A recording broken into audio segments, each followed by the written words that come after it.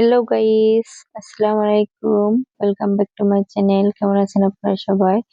আজকে আপনাদের সাথে শেয়ার করব ফালুদার রেসিপি। একদম সহজভাবে ফালুদা তৈরি করে দেখাবো।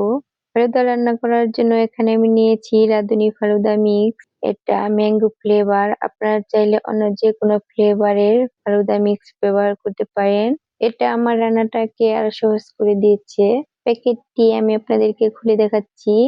এটার ভিতরে ৩টি প্যাকেট থাকে, দুটোর ভিতরে থাকে জেলু, আরেকটি প্যাকেটের ভিতরে থাকে সাবু, নুডলস ও চিনির মিশ্রণ। প্রথমে এই জেলুগুলোকে তৈরি করে দেখাচ্ছি। চুলাতে একটা প্যান বসিয়ে এখানে ১ কাপ পরিমাণ পানি দিয়ে দিব, আর এখানে দিয়ে দিব একটা জেলুর প্যাকেট। চুলাটা একদম লো আঁচে রেখে ৫ মিনিটের জন্য এটাকে নেড়েচেড়ে রান্না করতে হবে। আর পানির পরিমাণটা বেশি বা কম দেওয়া যাবে না। ৫ মিনিটের কম বা বেশি জাল করা যাবে না, তাহলে কিন্তু জিলুটা সেট হবে না। ভালোভাবে নেড়েচেড়ে রান্না করতে হবে, তা না হলে কিন্তু জিলুটা পুড়ে যাবে। এখানে জিলু দুটো হচ্ছে ম্যাঙ্গো ফ্লেভারের।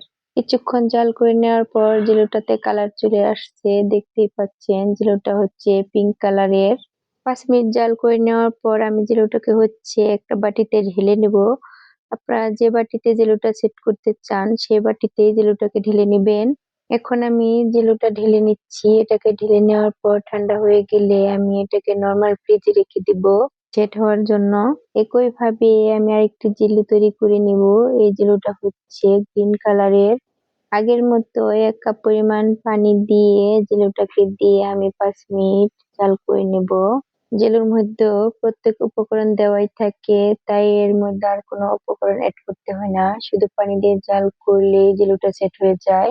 ৫ মিনিট জাল করে নেওয়ার পর জেলুটা এখন নামানোর জন্য রেডি হয়েছে। আমি এখন জেলুটাকে আরেকটি বাটিতে ঢেলে নেব সেট হওয়ার জন্য, আর এটাকেও ঠান্ডা হয়ে যাওয়ার পর ফ্রিজে রেখে দিব। ফালুদাটা রান্না করার জন্য আমি এখানে তরল দুধ ব্যবহার করব। আমার হাতের কাছে লিকুইড গরুর দুধ ছিল না, তাই আমি দোকান থেকে প্যাকেট দুধ নিয়ে এসেছি। এখানে পানির প্যাকেট দুধ ব্যবহার করব। এখানে মিল্ক পাউডার এড করে দিলাম 1/2 কাপের মতো। এটা দিলে ফালুদার স্বাদটা আরো বেড়ে যাবে। আপনারা যদি চান তাহলে শুধু গুঁড়া দুধ দিয়েও ফালুদাটা তৈরি করতে পারেন। দুধটা গরম হয়ে গেলে আমি এখানে সেই ফালুদার মিশ্রণটাকে ঢেলে দিব।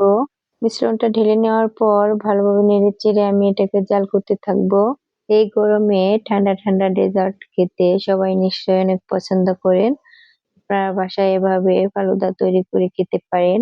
আর বাসায় কোনো মেহমান আসলে মেহমানদারি আপ্যায়নেও আপনারা ফালুদাটা তৈরি করে নিতে পারেন। তো ফালুদাটাকে আমি ততক্ষণ রান্না করে নিব যতক্ষণ না পর্যন্ত সাবুদানাটা সিদ্ধ না হয়। সাবুদানাটা সিদ্ধ হতে একটু দেরি হয়, তাই ফালুদাটাকে ভালোভাবে সিদ্ধ করে রান্না করতে হবে।